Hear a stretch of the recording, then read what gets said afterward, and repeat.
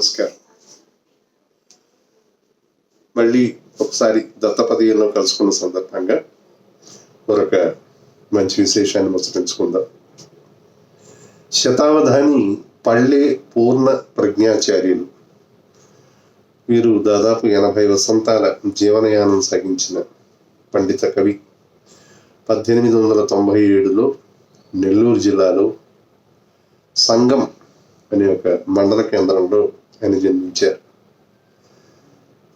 కావ్యరమ్మ జగన్నాథాచార్యులు వీరికి తల్లిదండ్రులు.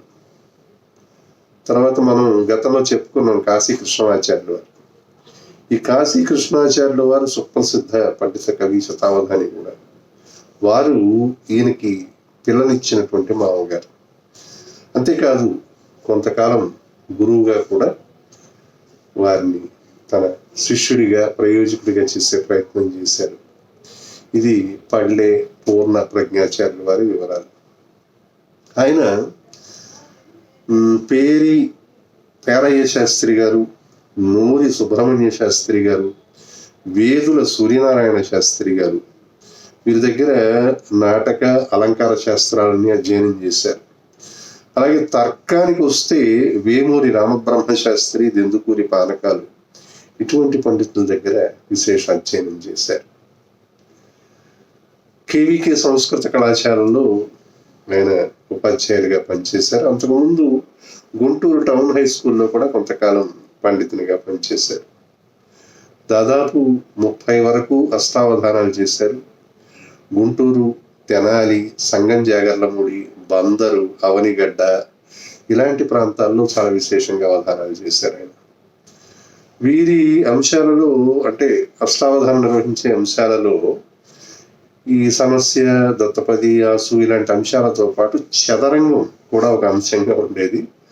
అలాగే శాస్త్ర చర్చ కూడా ఒక అంశంగా ఉండేది. ఇవి 2 విశేష అంశాలు.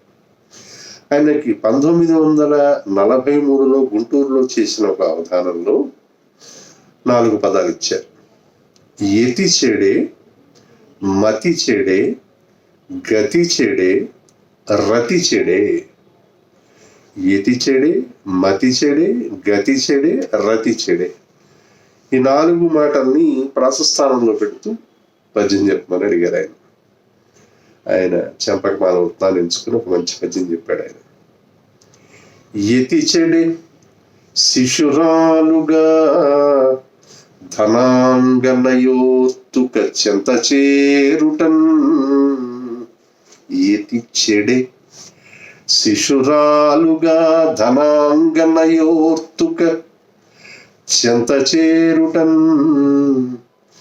మతి చెడే ఆలతాంగి అసమాన స్వరూప నిరీక్ష చేసి. సద్గతి చెడే సద్గతి చెడేదాని దోస్తి పెరుగంగ క్రమంబున బ్రహ్మ విద్యపై రతి చెడే. దుష్ట సంగతి విరాగిని రాగినిగా అనర్చడిన్. చాలా అందంగా చెప్పాడు ఆయన. బాగా స్థితిమంతురాలైనటువంటి ఒక స్త్రీ సాంగత్యం ఆమె చెంతకు చేరగానే సన్యాసి చెడిపోయాడు. ఆమె రూపలావణ్యం చూసిన తర్వాత అతనికి మతి చెడింది. ఆమె సాహచర్యం వల్ల, అంటే 1కి 4 సార్లు చేరువగా ఆమె సంచరించినటువంటి కారణంగా మంచి మార్గం పైన దృష్టి చెడింది. బ్రహ్మ విద్య పైన అనురక్తి తగ్గింది. చెడు స్నేహం వలన విరాగి అనురాగిగా మారిపోయాడు అని ఒక అద్భుతమైన పద్యం చెప్పాడు. యతి చెడే శిశురాలుగా ధనాంగనయోర్తుక చెంత చేరుటన్. మతి చెడెనాలతాంగి అసమాన స్వరూప నిరీక్ష చేసి. సద్గతి చెడే దాని దోస్తి పెరుగంగా క్రమంబున బ్రహ్మ విద్యపై రతి చెడే.